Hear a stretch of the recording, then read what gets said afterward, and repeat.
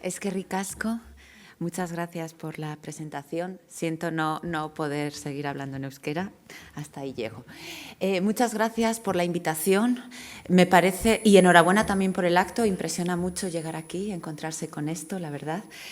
Bien, tomo aire, respiro y continúo. También quiero daros a todas y a todos la enhorabuena por el tema que habéis elegido, porque quizá dentro de los temas de salud laboral está muy oculto, no es de los más presentes, porque se visibilizan mucho los accidentes que provocan muertes y provocan lesiones tan importantes, pero los riesgos y las implicaciones que tiene la digitalización quedan como soterradas, no se ven. No se ven porque, como sabéis, no están en el catálogo de enfermedades profesionales. Muchos riesgos psicosociales, que yo voy a ocupar una parte del tiempo hablando de riesgos psicosociales, no son enfermedades profesionales.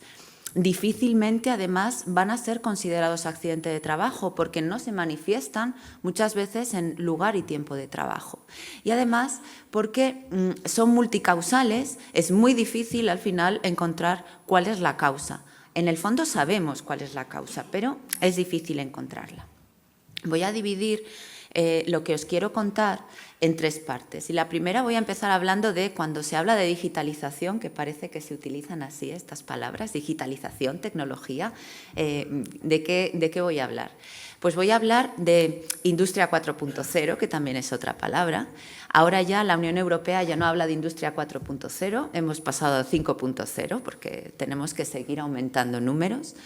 En teoría, 5.0 trata de centrarse, toda esta industria y toda esta tecnología trata de centrarse en el ser humano.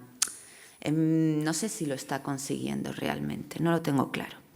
Pero ¿qué está provocando esta Industria 4.0 y digitalización?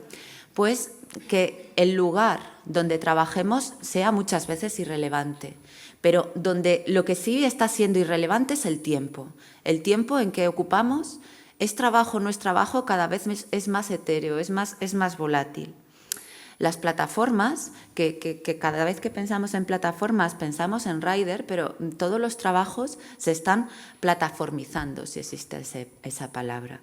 Y cada vez más estamos viendo que la digitalización en cada una de sus manifestaciones destruye empleo, está destruyendo empleo. Es verdad que crea empleo, pero también destruye.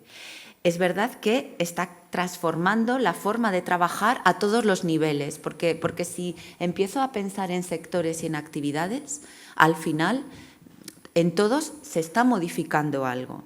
Y voy a empezar con algunas tecnologías que creo que os pueden interesar.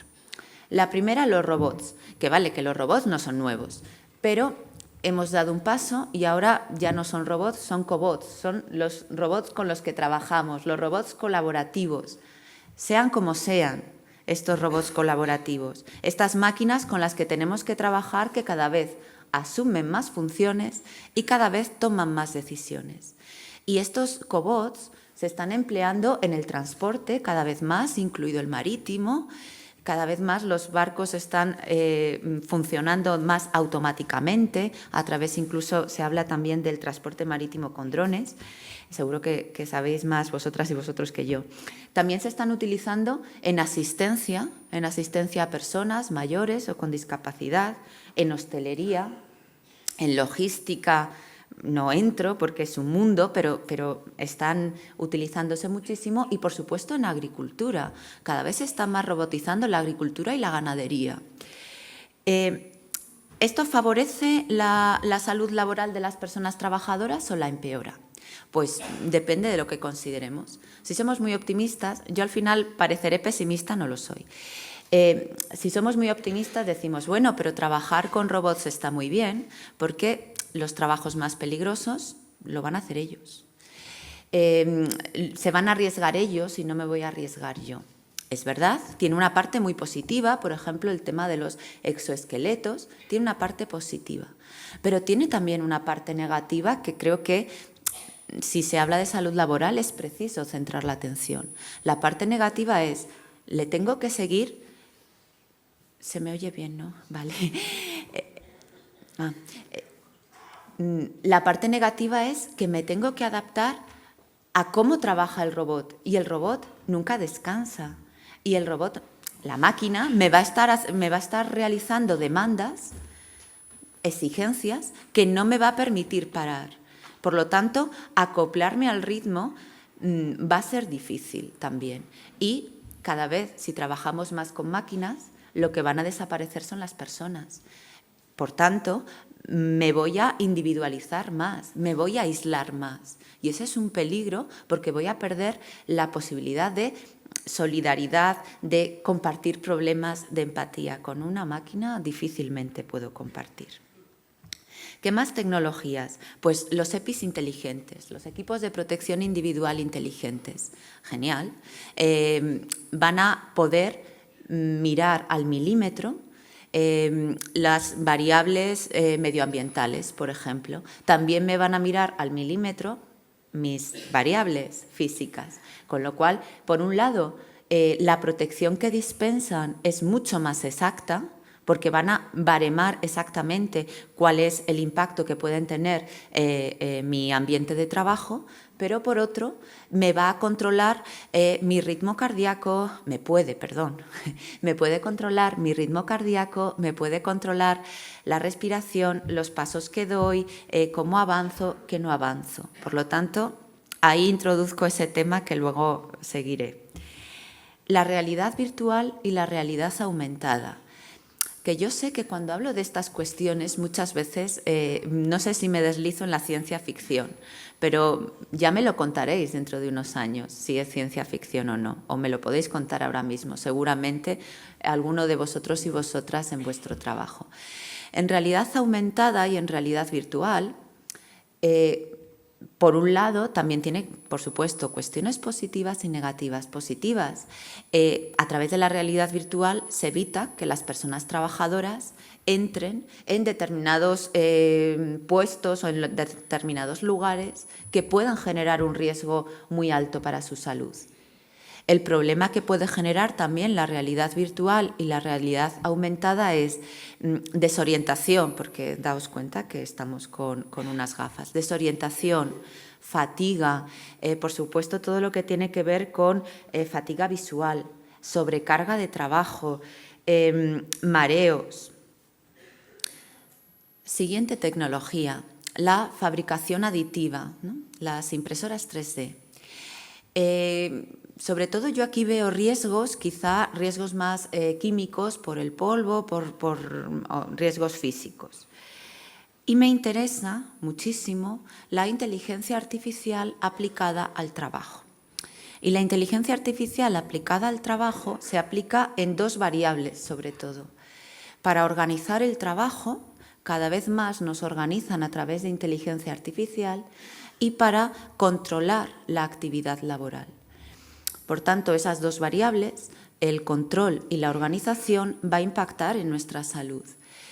¿Cómo se produce este control o esta organización por la inteligencia artificial? Es posible, cuando yo hablo de esto, no significa que todo lo que yo diga sea legal, digo que es posible técnicamente. Es posible controlar, por supuesto, tanto que graben nuestra voz trabajando y que controlen el tono de voz que empleemos. A través del tono de voz pueden valorar si somos unas personas optimistas, pesimistas, si somos extrovertidas o si somos introvertidas, si somos unas personas proactivas o no. A través también de la grabación de nuestras conversaciones, por supuesto, van a saber la frecuencia con la que hablamos con determinadas personas, que pueden ser clientes, qué tipo de palabras empleemos, y el tipo de palabras que empleemos y las expresiones también nos pueden perfilar cómo somos. Es posible también el control biométrico del que antes hablaba a través de los EPIs inteligentes, pero no necesariamente a través de EPIs, a través de todo tipo de tecnología que llevamos. Pueden controlar, como decía, el ritmo cardíaco, los pasos que doy, dónde estoy en cada momento a través de GPS, cuánto trabajo desarrollo al milímetro. Si están controlando cuánto trabajo desarrollo al milímetro, la cara B es que no voy a poder parar nunca, porque en todo momento van a saber si estoy trabajando o no estoy trabajando, si estoy haciendo esfuerzo, ritmo cardíaco, o no estoy haciendo esfuerzo. Por supuesto, no hace falta que lleve yo nada como trabajadora. Si estoy trabajando con un ordenador, pueden saber qué páginas estoy consultando, cuánto tiempo estoy en cada una, cuántas teclas aprieto. También es posible saber exactamente todo lo que yo escribo en mi ordenador, todo lo que yo consulto en mi ordenador de la empresa. Y, por supuesto, tecnologías de reconocimiento facial y demás. Algunas de las cosas que he dicho no son legales, pero técnicamente sí son posibles. ¿Qué consecuencias tiene esta tecnología que yo he comentado en el mundo del trabajo? Pues la primera de las consecuencias la apuntaba. Desaparece el lugar de trabajo. Para algunas ocupaciones sí, para otras no, es verdad. Y no me refiero solo al teletrabajo, porque cada vez trabajamos más fuera del lugar de trabajo y cada vez trabajamos más fuera del tiempo estricto del trabajo, porque cada vez el tiempo de trabajo desaparece, se volatiliza. ¿En qué sentido lo estoy diciendo? En que la tecnología permite seguir conectada. Seguir conectada yo con el trabajo, pero el trabajo también conmigo, porque voy a estar hiperlocalizada. Van a saber en todo momento dónde estoy, que estoy en mi móvil. Por tanto, desaparece. Es verdad también que se ha cambiado la organización del trabajo. Y yo lo he visto en dos paradigmáticos y como ejemplo. En el teletrabajo, que a partir de la pandemia ha sido un boom, ha dejado de ser un boom y estamos fluctuando. Pero me preocupa el impacto de las plataformas en el mundo laboral. Por las propias personas trabajadoras de las plataformas, por supuesto, pero también porque las condiciones laborales de las plataformas se han impregnado en el resto de trabajos más tradicionales, voy a denominarlos así, ¿no?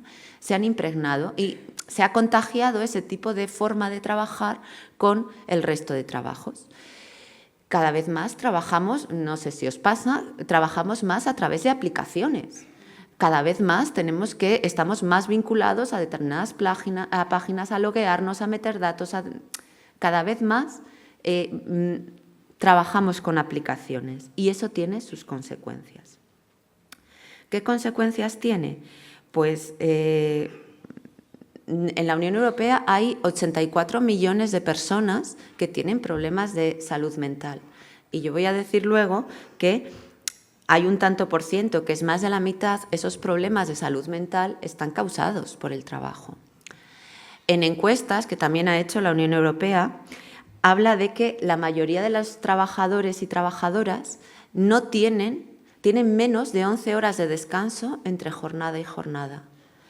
La mayoría, más de la mitad, dice que trabaja en el tiempo libre, que trabaja en los tiempos muertos, que trabaja en los desplazamientos al trabajo, que no para de trabajar.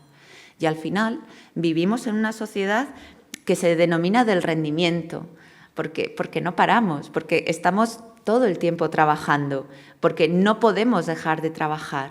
Y esa sociedad del rendimiento ha desencadenado una sociedad del cansancio, que no sé si os pasa, pero por mi parte, no llegamos a todas las tareas que tenemos que hacer. No lo digo solo en el trabajo, lo digo de forma general, pero es verdad que cada vez las demandas que vienen por todos lados son inmediatas. Y aquí he dicho sociedad del rendimiento, sociedad del cansancio y sociedad de la inmediatez.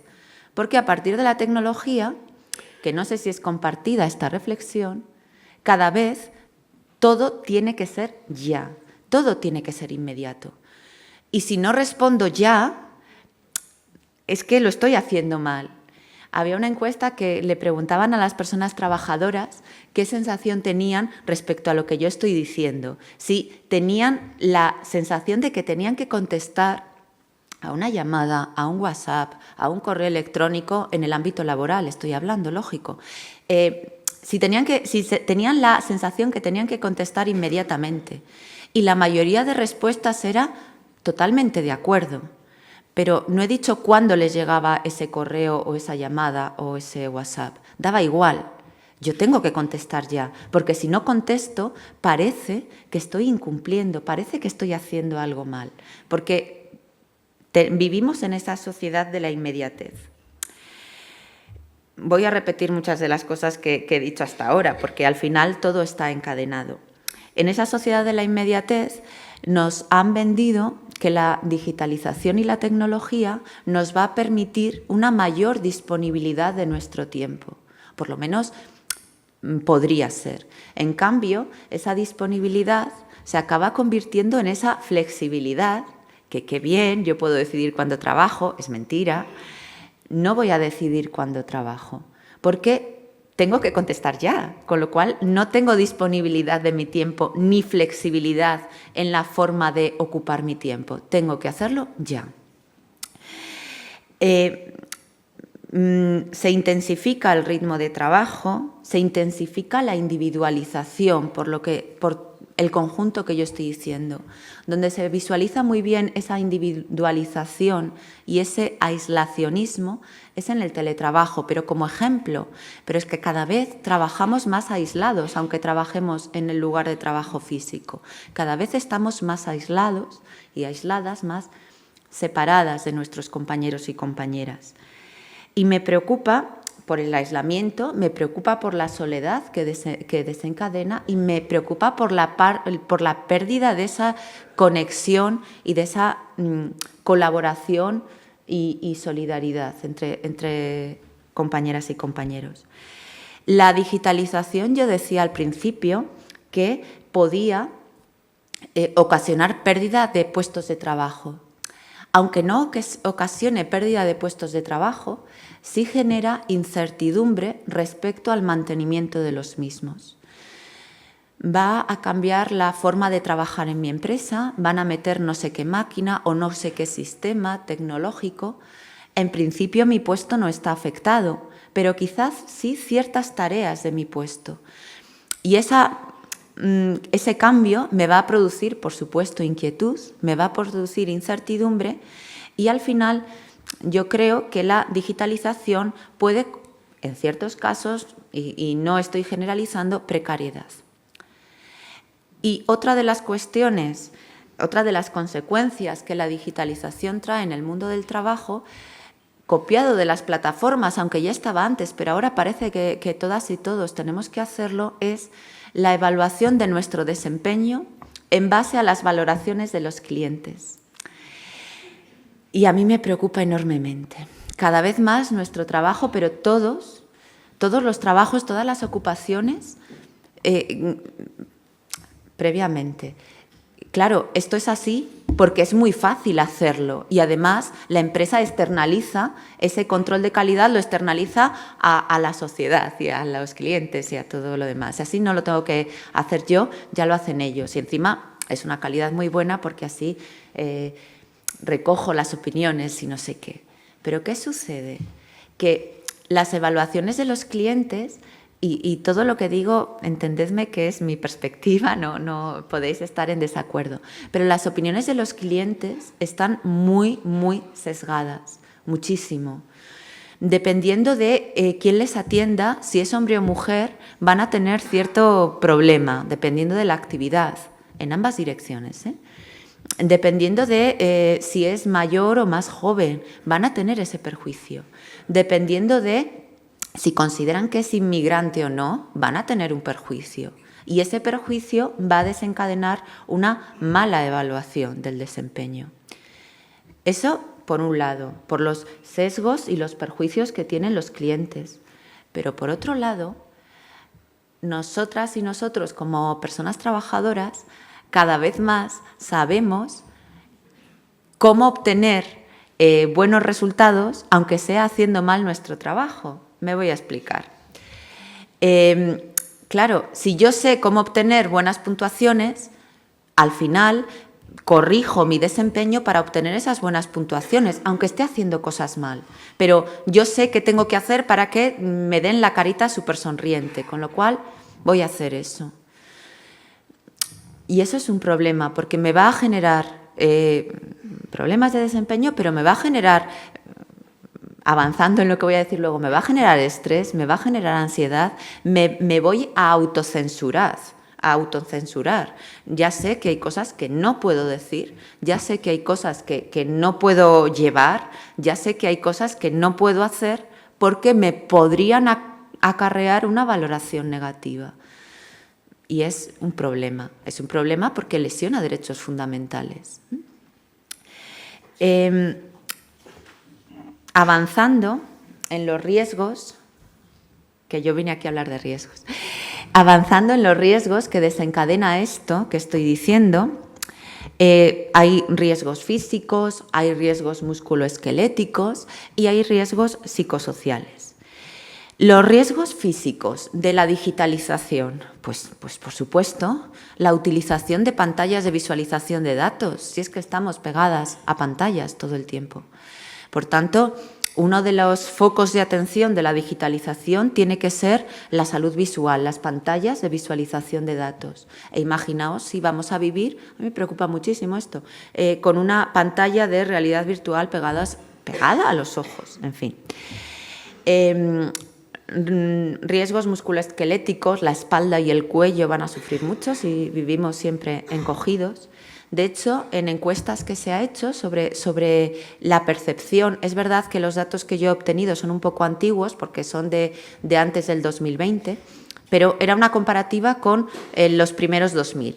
Y entonces era impactante que las personas trabajadoras habían visto que había aumentado muchísimo el cansancio que tenían respecto a épocas anteriores, había aumentado muchísimo la ansiedad, había aumentado muchísimo el dolor de cabeza, los dolores de cuello. En cambio, había disminuido los problemas de las extremidades inferiores, del oído y de la piel. Es decir, que aumenta y que disminuye con la digitalización. Aparte, sigo con los riesgos físicos, la digitalización acompaña riesgos que a veces no sé si pensamos mucho en ellos. Si yo me paso, que es verdad que llevamos ya muchos años estando sentadas, pero si me paso cada vez más tiempo sentada delante de un ordenador, delante de una pantalla, voy a desencadenar sedentarismo y entonces tiro de ahí. No me muevo. Tengo problemas de obesidad, por ejemplo, diabetes, infartos, porque no me muevo, porque me paso el día sentada trabajando. Los riesgos psicosociales son de dos tipos, bien de condiciones de trabajo o bien de organización de trabajo. Y a partir de ahora solo voy a hablar de riesgos psicosociales, pero ya he mencionado riesgos físicos y musculoesqueléticos que comporta la digitalización.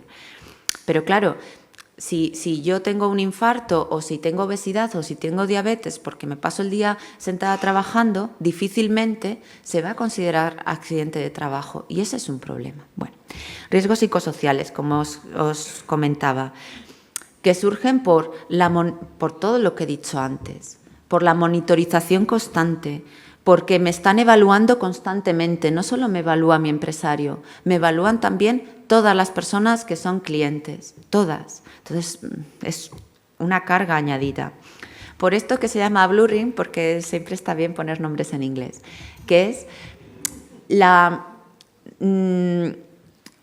desaparición de la separación entre tiempos de vida y de trabajo. Esa disponibilidad y flexibilidad que parecía que iba a ser, no ha sido, y al final estoy todo el tiempo trabajando aunque esté en casa descansando o cuidando a mi familia o en mi tiempo libre. Estoy todo el tiempo trabajando, estoy todo el tiempo pendiente del móvil. Porque el ritmo de trabajo se ha incrementado, porque la carga de trabajo se ha incrementado y eso va a desencadenar, y empiezo, estrés, ansiedad, agotamiento y llegamos a depresión y adicciones. Creo que ya esto de los números, que se miente muy bien con números, pero a veces impresiona, ¿no? Somos una sociedad que consumimos muchísimos medicamentos vinculados al bienestar, porque al final, no sé si decir que somos adictas y adictos a este tipo de medicamentos. Por supuesto, también otras adicciones, que por supuesto meto alcohol, meto drogas, pero también meto otras adicciones como puede ser el juego, ¿no? Entonces, los riesgos psicosociales van a generar también problemas de adicciones. Por empezar, que los tengo numerados, bien, los tengo numerados. El primero que he mencionado es el estrés, que es debido a las altas exigencias del trabajo, la imposibilidad de cumplir esas altas exigencias. Y dice las encuestas a nivel Unión Europea que entre el 50 y el 60% de las personas no llegan a desempeñar toda la carga de trabajo que tienen que hacer en su jornada laboral. Pues si no llegan, y yo digo que el estrés es ese desequilibrio por no poder cumplir, significa que la mayoría estamos estresadas. El 25% de las personas trabajadoras dicen que sufren ese estrés durante toda la jornada. Por esa inmediatez, por ese no llegar. Ese es el estrés que conocemos, que tampoco es algo novedosísimo, pero este estrés ha evolucionado al tecnoestrés, que es ese estrés sufrido por las demandas que nos produce la tecnología. ¿Por qué? Porque estamos hiperconectadas, porque estamos conectadas en todo momento. Y realmente el tecnoestrés tiene muchas variables. Por ejemplo, el tecnoestrés también se sufre por el estrés que sufrimos por no ser capaces de adaptarnos a la nueva tecnología a la que tenemos que adaptarnos. Es decir, de repente meten un sistema nuevo en mi empresa, en mi trabajo, y yo lo tengo que aprender a la velocidad de la luz y hacerlo bien para poder seguir trabajando. Y eso me va a generar un estrés que vale, que le podemos llamar tecnoestrés, estupendo, pero me va a generar esos problemas. También, no sé si os pasa, a mí sí, no me da tiempo a tener toda la información que me llega. La infoobesidad, esta sobrecarga de información que tenemos, no hay tiempo material para llegar a toda la información que yo tengo que llegar para poder desempeñar mi trabajo. No podemos, no llegamos, porque es un bombardeo constante de información. Y eso genera frustración, por un lado, por no ser capaz de adaptarme a esa tecnología que hoy es una, mañana va a variar. Y perdonadme un momento, hago un paréntesis. La tecnología muchas veces no está diseñada, perdonadme si alguien es informática, pero no está diseñada muchas veces para que la manejemos. No es amigable, no es empática con los problemas que podamos tener para manejarla. También existe la otra cara de la tecnología, que es la tecnoadicción, que no podemos vivir sin estar conectados. Claro, si yo voy a recibir y tengo que contestar cosas del trabajo continuamente, pues eso me va a generar una adicción a estar, por favor, no puedo estar sin cobertura. Es que no puedo estarlo, no puedo estar sin consultar continuamente una pantalla. De esto hay estadísticas de cuántas veces miramos las pantallas. Y muchas de esas veces no las miramos por ocio, las miramos muchas veces por trabajo. Cuarto, he dicho estrés, tecnoadicción, tecnopresión por la inmediatez, que esa tecnopresión desencadena en tecnofatiga, porque estoy conectada, tecnofrustración, la fatiga informativa, el cibercansancio, el data smog, como yo decía lo de las palabras en inglés, la locura multitarea, y quiero subrayar esto, cada vez la tecnología nos está exigiendo que no estemos focalizadas en una de las tareas que estamos haciendo, sino que tenemos que estar haciendo varias a la vez. Sí, estoy haciendo esto y estoy mirando esto, porque tengo que hacer todo eso, porque estamos en esa locura multitarea. Y una de esas variables de la tecnopresión es ¿qué pasa si algo se estropea? ¿Qué pasa si en ese momento hay una avería o la página va muy lenta porque tengo que hacerlo todo muy rápido?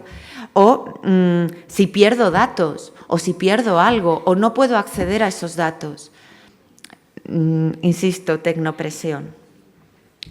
Y quinto, ciberacoso. Como consecuencia de la tecnología, pero Como sabéis, se ha firmado el convenio número 190 de la OIT, que habla del acoso en el trabajo, y una de las modalidades del acoso, que conocéis de sobra, por supuesto, es el ciberacoso. ¿Y por qué me preocupa el ciberacoso? Porque es tecnología. Porque conocemos de sobra, porque se ha estudiado mucho el acoso en el trabajo, también el acoso por razón de sexo y el acoso sexual. Pero el ciberacoso tiene una variable un poco distinta. ¿Por qué? Porque el ciberacoso muchas veces actúa desde el anonimato más absoluto. Yo no sé quién es, puedo sospecharlo, pero veo un montón de caras y tengo que estar pensando en quién es esa persona que me ha puesto eso. Porque el ciberacoso se puede viralizar, no solamente va a quedar en la empresa, se puede viralizar a niveles increíbles, porque además es muy visceral y parece muy poco dañino. Es decir, me llega un vídeo de algo que tal, yo lo comparto, pero yo no he hecho nada malo. Obviamente sí, pero parece que no. Y me siento muy anónima también compartiéndolo. Y bueno, si lo he visto yo, ¿cómo no lo van a ver mis compañeras y compañeros? Y el impacto que tiene es horrible, como bien sabéis. El convenio número 190 de la OIT contempla también el ciberacoso. ¿Por qué lo contempla? Porque estamos acostumbradas a que el acoso ocurra en tiempo de trabajo o en lugar de trabajo. Pero ahora el ciberacoso es todo aquel acoso que tiene algún tipo de conexión laboral, que no hace falta que ocurra en el trabajo, que no hace falta que sea incluso con los propios medios de la empresa. Si el ciberacoso puede ser con mi propio móvil personal y se lo mando al móvil personal de otra persona trabajadora. No es necesario que sea con los medios de la empresa. Importa que tenga cierta relación con el trabajo. Estar quemado en el trabajo. Pues el estar quemado en el trabajo es la respuesta prolongada a una situación de estrés no resuelta. Y que, si yo ya he mencionado todos los tipos de estrés que genera la digitalización, no os quiero contar si al final va a desencadenar estar quemados o no. ¿Qué desencadena el estar quemado? Pues también lo sabéis de sobra. Agotamiento emocional, dolor de cabeza, insomnio. Pero también se somatiza y hay problemas físicos que va a generar muchas veces en alcoholismo, en adicciones. El estar quemado puede generar incluso infartos, derrames y demás. Yo decía lo de la tecnoadicción. Una variable de la tecnoadicción es la nomofobia, que significa no poder estar separada del teléfono móvil. No sé si os pasa, pero no poder estar separados del teléfono móvil también puede implicar una adicción al trabajo. También puede implicar una adicción al trabajo. No podemos estar separados del móvil porque me puede llegar cualquier cosa. Inteligencia artificial. Gracias. Inteligencia artificial. ¿Qué efectos tiene la inteligencia artificial en estos riesgos psicosociales? Si yo decía que iban a utilizarla para organizar el trabajo y para controlarme, con lo cual me va a generar estrés, me va a generar también problemas de autoestima, porque la inteligencia artificial evita que tomemos decisiones las personas, porque las decisiones las va a tomar esa inteligencia artificial, ese programa, ese software. El algoritmo que dicen, ¿no? Pues esas decisiones ya no se las puedo achacar a una persona. Bueno, sí, al final son decisiones empresariales, pero ¿cómo se protesta frente a la decisión de un algoritmo? Sí, es objetivo, sí, no tiene ningún problema. Si esto es algo matemático, no estoy de acuerdo con lo que estoy diciendo, pero esas son las explicaciones. Va a deshumanizar completamente el trabajo, va a crear un peor clima laboral. Y ya en los 4 minutos que me quedan, 3, después de haber dicho todo lo malo, no quiero quedar en todo lo malo, sí quiero hacer algunas propuestas. Que no me sabe bien hacer propuestas porque parece que cargo el trabajo en los demás, no es así, pero o sí. ¿Qué propuestas? Pues lo primero, Es necesario evaluar los puestos de trabajo teniendo en cuenta los riesgos psicosociales generados por la tecnología. En la evaluación de puestos de trabajo se tienen que contemplar todo lo que yo he dicho y que es algo transversal, que en unos puestos habrá unos, no todos van a tener todo lo que yo he dicho, pero unos tendrán unos y otros tendrán otros. En esa evaluación tiene que estar presente esos riesgos y, por supuesto, las medidas preventivas. Es necesaria acción sindical, yo lo dejo ahí, ¿eh?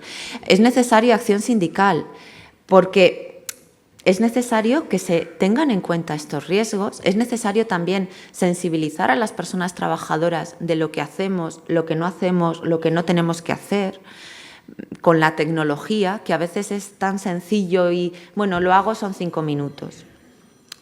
Y, por supuesto, he dicho evaluación de riesgos, acción sindical, negociación colectiva. Tiene que estar en convenio colectivo esto. ¿Qué tiene que estar en convenio colectivo? La formación en TICs. Y miro para ahí. La formación en TICs.